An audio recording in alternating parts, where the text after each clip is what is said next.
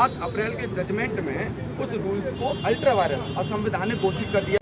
हम लोग फ्लाइट की चप्पल पहन के सोचते फ्लाइट से उड़े, लेकिन संस्थाएं ये सब मिलकर ये साठगांठ करने लगी हैं और युवाओं को भटकाया जा रहा है सर। कमलनाथ की सरकार आई थी तो जबरदस्ती रिजर्वेशन ओबीसी को दिया गया था, किसी को नहीं बोला था उनको रिजर्वेशन दिया है। हमारे घर वाले ने इसलिए थोड़ी भेजा था हमें कि चुनाव का साल आएगा बेटा तब तैयारी कर लेना, क्योंकि उनने तो पेपर में कि 500 करोड़ रुपए कमा के रखी है इन्होंने, क्या पता ये फिर से फॉर्म से पैसे कमा ले और निकली नहीं दे ऊपर। लेकिन हम 2019 से यहाँ पर उसी राह पर खड़े हुए हैं जहाँ पर पहले खड़े हुए हैं। लेकिन बेसिकली सिर्फ ये देख रहा हूँ कि विभिन्न संस्थाओं ने सरकार से मिल करके साठगांठ कर रखी है और वो ये पूरी कोशिश में है कि प्रक्रिया हमें नहीं करनी। ये सामने आई है कि करीब 3 लाख पद संवैधानिक। उसके बाद में माननीय आयोग ने 6 माह तक विधिक सलाह ली और विधिक सलाह ले 2019 का मेंस किए थे, उसका भी आज तक पता नहीं है। आयोग जो संस्था है उससे कि आपने 6 माह में डिसीजन लिया था कि सबका कराना है कानूनी सलाह लेके। कितनी ऐसी लड़कियां हैं जिनने पहले कर दिया था वो अब देने वाली है, या कितनी ऐसी महिलाएं तो पंचायत चुनाव इसका मुद्दा उन्होंने सोच करके 20 का दिया आरक्षण के केस में इसको आया हुआ है, अभी तक रिजल्ट नहीं आ रहा है। फोटो खींच रहा है। इसको कैसे देखते हैं? देखिए मैम, मैं आरक्षण विषय पर भी बोलूँगा और हम सबसे पहले 2019 से रिलेट करके बोलूँगा। MPPSC 2019 जो है वो 12 जनवरी 2020 को परीक्षा होती है, वो आज 7 दिन बाद 2023 आने वाली है। लेकिन अभी तक अगर सही मायने में देखा जाए तो MPPSC 2019 सिर्फ प्रीलिम्स एग्ज़ाम हुआ है, उसके आगे की कुछ भी नहीं हुआ है। जब परीक्षा का रिजल्ट आया तो नए रूल्स से आया और उस नए रूल्स को माननीय हाईकोर्ट में चैलेंज किया गया। 7 अप्रैल के जजमेंट में उस रूल्स को अल्ट्रा वायरस असंवैधानिक घोषित कर दिया गया डबल बेंच के द्वारा। उसके बाद मध्य प्रदेश सरकार ने रूल्स को ख़त्म करके नए रूल्स बनाए। ओके, उसके बाद हाईकोर्ट ने कहा ये परीक्षा की जो प्रक्रिया थी रिजल्ट वो टोटल असंवैधानिक है। उसके बाद में माननीय आयोग ने 6 माह तक विधिक सलाह ली और विधिक सलाह लेने के बाद ये निर्णय लिया कि चूंकि प्रीलिम्स का रिजल्ट ही असंवैधानिक है तो उसके आधार पर जो मुख्य परीक्षा हुई है वो स्वतः ही असंवैधानिक हो जाती है। वो उस परीक्षा को रद्द करते हुए पुनः सभी की मुख्य परीक्षा कराने का निर्णय लिया। 6 फरवरी से परीक्षा थी। कुछ छात्र जाते हैं जिन्होंने हाईकोर्ट में इसको चैलेंज किया। हाईकोर्ट में माननीय जज साहब का जो फैसला आया है सिंगल बेंच का, वो आया है कि आप एडिशनल कराएंगे। मुझे यहाँ पे एक सवाल करना है जो संस्था है उससे कि आपने 6 माह में डिसीजन लिया था कि सबका कराना है कानूनी सलाह लेके, तो क्या कमी रह गई कि आपने हाईकोर्ट में वो तर्क नहीं रखे कि आपने रीमेंस का निर्णय क्यों लिया, क्यों नहीं बताया आपने कोर्ट में कि ये कारण है जिससे हमको रीमेंस ही कराना होगा। मैं 4-5 प्रमुख कारण बताता हूँ। सबसे पहला कि पूरी प्रक्रिया जो थी वो याचिका नंबर 542 के अधीन थी, कोर्ट ने कह दिया था। तो उसके बाद जो निर्णय आया उसका फायदा किसको मिलना चाहिए? याचिकाकर्ता के पक्ष में आया, ठीक है, तो परीक्षा सबकी होना चाहिए। दूसरी बात, जो निर्णय आया, मैं निर्णय की आलोचना नहीं कर रहा हूँ, माननीय कोर्ट का जो भी निर्णय है स्वागत है, वो हम भी इसके खिलाफ अब कोर्ट में जा रहे हैं। लेकिन वहाँ तथ्य नहीं रखे गए। तथ्य ये नहीं रखा गया कि कुछ छात्र जो थे वो प्रारंभिक परीक्षा में ही फेल हैं, जो इंटरव्यू तक पहुँच गए। तो वो इंटरव्यू तक कैसे पहुँच गए? उनको बाहर करना चाहिए प्रारंभिक परीक्षा से। दूसरा सबसे बड़ा सवाल है कि जो जजमेंट आया है उस जजमेंट से एडिशनल नाम की चीज़ ही खत्म हो चुकी है। जजमेंट को पता नहीं कोई अभी पढ़ पा रहा है कि नहीं पढ़ पा रहा है। अगर ढंग से पढ़े उसको तो उसमें मिल जाएगा कि एडिशनल नाम की चीज़ खत्म है, कोई भी परीक्षा भी नहीं है। 7 अप्रैल के जजमेंट से वो खत्म हो चुका है पुराना रिजल्ट, और इस अप्रैल से 13 दिसंबर के जजमेंट से ये 13 तारीख से 10 अक्टूबर वाला रिजल्ट कैंसिल हो चुका है। एक प्रमुख हमारी जो मांग है वो ये है कि माननीय आयोग जो है वो इस विषय को लेकर पुनः कोर्ट में जाए और कोर्ट में इस बात को रखे कि रीमेंस हमने जो कराया था उसके ये कारण थे। यही एक बड़ी वजह है कि मध्य प्रदेश का युवा जो इस समय 2019 MPPSC के स्टूडेंट्स हैं और हमारा 4 साल से मुद्दा चल रहा है, माननीय कोर्ट में चल रहा था, और 7 अप्रैल को जो हमारा जजमेंट आया था उसमें कहा गया कि पूरी जो प्रक्रिया अपनाई गई 2019 की वो अनकॉन्स्टिट्यूशनल अल्ट्रा वायरस है। उसके बाद में माननीय आयोग ने 6 महीने में विधिक सलाह ली और सभी प्रकार की सलाह लेने के पश्चात निर्णय लिया कि उसमें सभी की मुख्य परीक्षा हमको करानी होगी, क्योंकि यही एकमात्र उपाय था, क्योंकि पूरी प्रक्रिया जो थी वो निरस्त हो चुकी थी रिजल्ट से। तो तो जो असंवैधानिक रिजल्ट था उस पर जो मुख्य परीक्षा हुई थी वो स्वतः ही असंवैधानिक हो जाती है, वो रद्द हो गई। जब 10 अक्टूबर को ये रिजल्ट आ गया और कहा गया कि पुरानी परीक्षा को रद्द करते हुए हम मुख्य परीक्षा सबकी कराएंगे, हमने सभी ने स्वागत किया। माननीय आयोग का जो भी फैसला था उसका स्वागत करते हुए जो छात्र बाहर थे, कई छात्र बाहर से वापस आए इंदौर में तैयारी करने के लिए, मुख्य परीक्षा देने के लिए। लोगों ने कर्ज लेके आए, कोई 25,000 का कर्ज लेके आया, कोई 30,000 का लेके आया, कई अपनी प्राइवेट जॉब कर रहे थे 15,000 में, 20,000 में, वो जॉब छोड़कर आए हैं और यहाँ पर आके पढ़ाई करने लगे। लेकिन जब फिर से इसको चैलेंज कोर्ट में किया गया और माननीय कोर्ट का भी फैसला आया, एडिशनल के लिए आया वो फैसला, तो हम माननीय कोर्ट के फैसले का हमेशा सम्मान करते हैं। लेकिन हमारा सवाल ये है कि जब माननीय आयोग ने ये फैसला लिया था सबका मेंस कराने का, तो कैसी वैधिक सलाह ली थी कि वो तथ्य जो हैं वो कोर्ट में रखे ही नहीं गए। जब कोर्ट में वो तथ्य यदि आप रखेंगे तरीके से, सारे कारण बताएंगे कि ये कारण हैं जिसके वजह से हमको रीमेंस करानी पड़ रही है, तो माननीय कोर्ट उस चीज़ को समझेगा। माननीय कोर्ट को 7 अप्रैल के जजमेंट के बारे में बताया जाए कि 7 अप्रैल के जजमेंट में पेज नंबर 89 पे जस्टिस साहब ने स्वयं कहा है, जज साहब ने इस बात को, कि किसी भी विद्यार्थी का जब परीक्षा की प्रक्रिया चल रही हो उस समय किसी भी प्रकार का अधिकार नहीं होता है, कोई राइट नहीं होता है, तो आपका कोई भी इंटरव्यू का राइट नहीं है। दूसरी बात उसमें कही गई है कि चूंकि प्रक्रिया जो है पहले ही याचिका नंबर 542 के अधीन थी, तो जो भी इसका आउटकम आएगा वो लागू होगा। तीसरी चीज, जो छात्र प्रारंभिक परीक्षा में ही चयनित नहीं हुए हैं वो मुख्य परीक्षा पास करके इंटरव्यू पहुंच गए, तो जो प्रारंभिक तौर पर चयनित नहीं हो रहा है वो कैसे पहुंच सकता है। चौथी पांचवी सबसे इम्पोर्टेंट चीज कि उसमें जो रोस्टर लगाया गया था प्रारंभिक परीक्षा में, प्रारंभिक परीक्षा के साथ साथ मुख्य परीक्षा में भी रोस्टर लगा है। इस बात को भी कोर्ट में अवगत शायद नहीं कराया गया, ऐसा मुझे अंदाजा है, क्योंकि कोर्ट को यदि बताया जाता कि प्रीलिम्स में तो संशोधित करके रोस्टर हटाया लेकिन मुख्य परीक्षा में तो हटाया ही नहीं। तो जब माननीय कोर्ट ने 7 अप्रैल के जजमेंट में 17 फरवरी 2020 के रूल्स को असंवैधानिक घोषित कर दिया गया, तो उसी के आधार पर हुई थी मुख्य परीक्षा।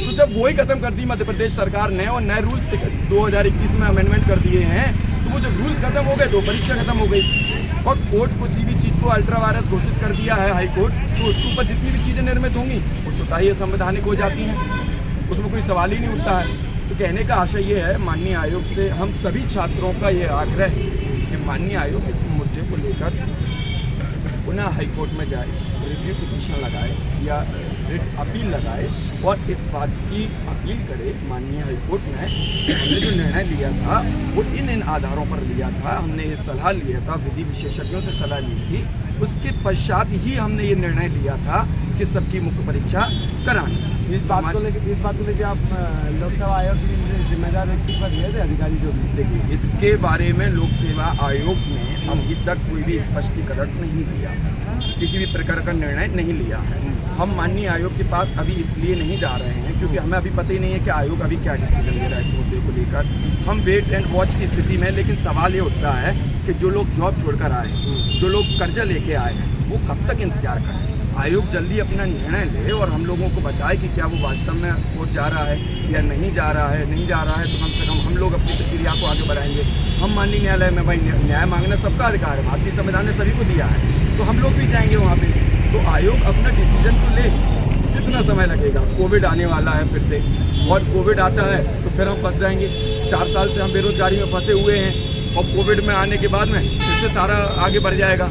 तो हमारा भविष्य जो है वो निरंतर जो है चौपट होता जा रहा है, सारी विसंगतियाँ होती जा रही हैं। मध्य प्रदेश में एक भर्ती नहीं हो पा रही है, भर्तियाँ आ रही हैं तो उसमें दुनिया भर की अड़ंगे आ गए हैं बीच में। तो आयोग तो इसके अधीन काम कर रहा है ना, न्यायालय के अधीन काम कर रहा है, न्यायालय के ऊपर डिपेंड हो गई, जो बोल रहा है वो करेंगे हम।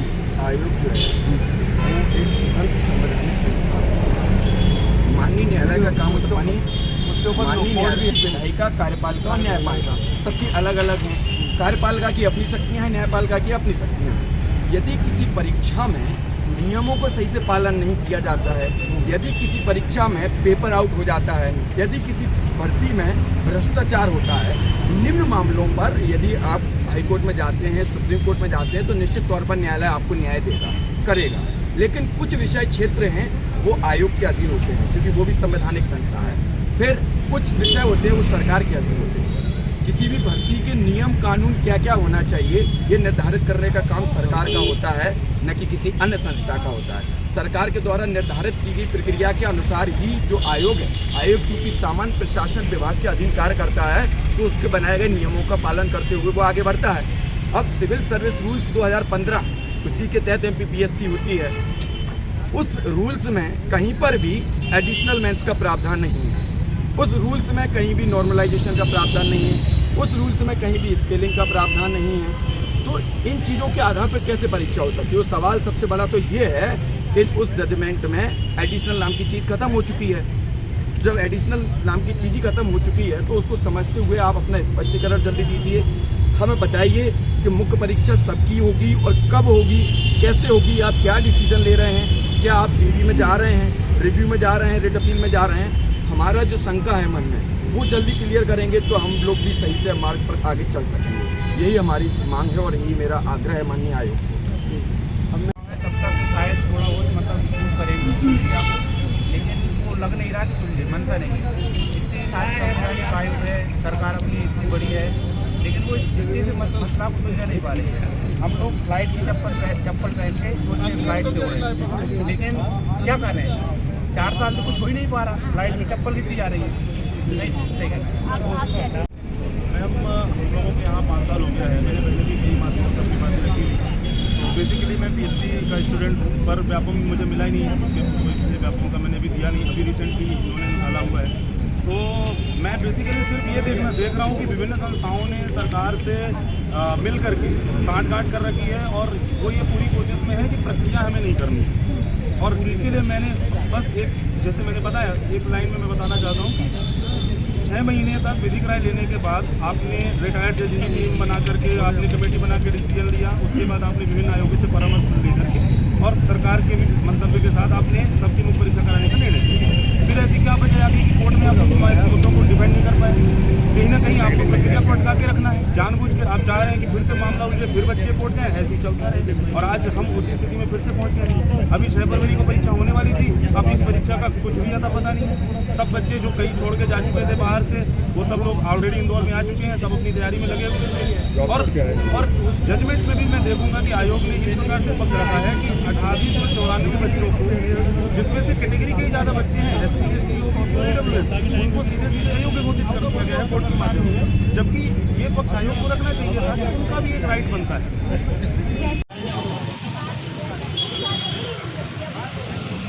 सबसे इम्पोर्टेंट जो अभी महामंडल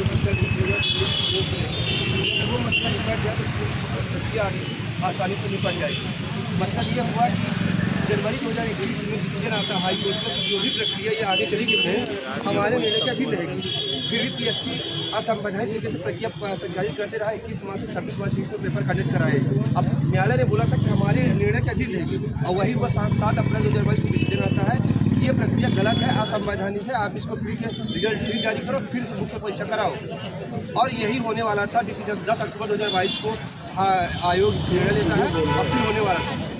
परेशानी यही है कि आज निर्णय हमारे आपकी क्या परेशानी है वो बता दो। उसको रिमेंस कराए और अपील करके प्रक्रिया को आगे बढ़ाकर। ये कितनी जटिल इस समय समस्या कोरोना का थोड़ा सा ले लेना है मैम। हम लोगों के यहाँ 5 साल हो गया है। मैंने पहले भी कई बातें रखी हुई है। बेसिकली मैं PSC का स्टूडेंट हूँ, पर व्यापम मुझे मिला ही नहीं है, तो इसलिए व्यापम का मैंने भी दिया नहीं। अभी रिसेंटली इन्होंने निकाला हुआ है। तो मैं बेसिकली सिर्फ ये देख रहा हूँ कि विभिन्न संस्थाओं ने सरकार से मिल करके साठगांठ कर रखी है और वो ये पूरी कोशिश में है कि प्रक्रिया हमें नहीं करनी। और इसीलिए मैंने बस जैसे मैंने बताया, एक लाइन में मैं बताना चाहता हूँ कि 6 महीने तक विधिक राय लेने के बाद आपने रिटायर्ड जज की टीम बना करके, आपने कमेटी बना के डिसीजन लिया, उसके बाद आपने विभिन्न आयोगों से परामर्श लेकर के और सरकार के मंतव्य के साथ आपने सबकी मुख्य परीक्षा कराने के निर्णय। फिर ऐसी क्या वजह आ गई कि कोर्ट में आप मुद्दों को डिफेंड नहीं कर पाए? कहीं ना कहीं आपको बच्चियां को अटका के रखना है, जानबूझ के हाथ चाह रहे हैं कि फिर से मामला उलझे, फिर बच्चे कोर्ट में, ऐसे ही चलता रहे। और आज हम उसी स्थिति में फिर से पहुंच गए। अभी 6 फरवरी को परीक्षा होने वाली थी, अब इस परीक्षा का कुछ मर्यादा बता दी। सब बच्चे जो कहीं छोड़ के जाने वाले थे बाहर से, वो सब लोग ऑलरेडी इंदौर में आ चुके हैं, सब अपनी तैयारी में लगे हुए थे। और जजमेंट में भी मैं देखूंगा कि आयोग ने इस प्रकार से पकड़ रखा है कि 1894 बच्चों को, जिसमें से कैटेगरी के ज़्यादा बच्चे हैं, SC, ST, OBC और EWS के, उनको सीधे सीधे अयोग्य घोषित कर दिया गया है कोर्ट के माध्यम से, जबकि ये पक्ष आयोग को रखना चाहिए था, उनका भी राइट बनता है। कैसे आप देख रहे हैं, क्या आपको लगता है? समझने करते देर नहीं लगती, हम लोग की बद से बदतर होती जा रही है। 2019 का मेंस किए थे, उसका भी आज तक पता नहीं है। आयोग नए नए फॉर्मूले देता है, GAD नए नए फॉर्मूले देता है, उनके आधार पर सरकार एग्जाम कराना है, सरकार निर्देश देती है, उसके आधार पर आपको एग्जाम कराना है। लेकिन कोई जाके चैलेंज होते हैं, प्रक्रिया रुक जाती है, ना कोई रिजल्ट का पता है। अब देखिए मैम, जैसे मैंने 19 का मेंस किया, ठीक है, आयोग ने निर्णय दिया कि भाई सबका रिमेंस कराना है। रिमेंस हो रहा था, फिर हाई कोर्ट में चैलेंज किया गया, फिर उधर रोक लगा दी गई। हम मैम कहाँ जाएँ? 3 साल हो गए, 4 साल हो गए। एक बड़ा सवाल ये भी है कि हम देखते हैं कि परीक्षा की डेट निर्धारित हो जाती है, परिणामों की बात आती है। लंबे इंतजार से हम 2019 की बात करें, 20 की बात करें, 21 की बात करें, दिवा देते हैं। यदि हम 19 की दोबारा मुख्य परीक्षा की हम बात करते हैं, तो कितनी ऐसी लड़कियां हैं जिनने पहले कर दिया था वो अब देने वाली हैं, या कितनी ऐसी महिलाएं छात्र हैं जिनके माता पिताओं ने उन्हें आज भी इतने वर्षों बाद भी पढ़ने के लिए या बनाए रखा है या उन्हें रहने दे रहे हैं। सामाजिक समानता एक तरफी नहीं होगी, दोनों तरफ से होना चाहिए। ये बेरोजगारी का मुद्दा बहुत लंबा और बड़ा गहरा मुद्दा होता है। कितना परेशान है आप? मैम 4 साल से मात्र 1 लाख भर्तियों की प्रक्रिया का वो सुन ही रहे हैं। अदल में आपको एक भी भर्ती ऐसी नहीं मिलेगी जिसकी भर्ती प्रक्रिया। मेरा नाम मनीष है,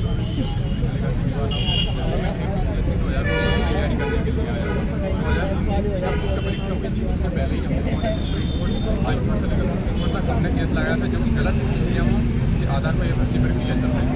उस प्रक्रिया को माननीय न्यायालय के द्वारा 7 अप्रैल के अपने डिसीजन में उसको रद्द कर दिया गया। उनने सही प्रक्रिया सरकार से अपेक्षा है कि मैम सरकार और कहीं ना कहीं जो संस्थाएं, अन्य संस्थाएं, ये सब मिलकर ये सांठगांठ करने लगी हैं और युवाओं को भटकाया जा रहा है। सर एक विजन लेके चलते हैं, एक सपना से चलता है, बड़े होके हम ये करेंगे, आपने हम यहाँ PSC की तैयारी करने की तैयारी कर रही है, बनेंगे 2019 में दिया, 20 का दिया, अभी तक रिजल्ट नहीं आ रहा है। आरक्षण के केस में आया हुआ है, अभी तक रिजल्ट नहीं आ रहा है। मध्य प्रदेश सरकार की हालिया रिपोर्ट के सामने आई है कि करीब 3 लाख पद 55 विभागों में से 40 विभाग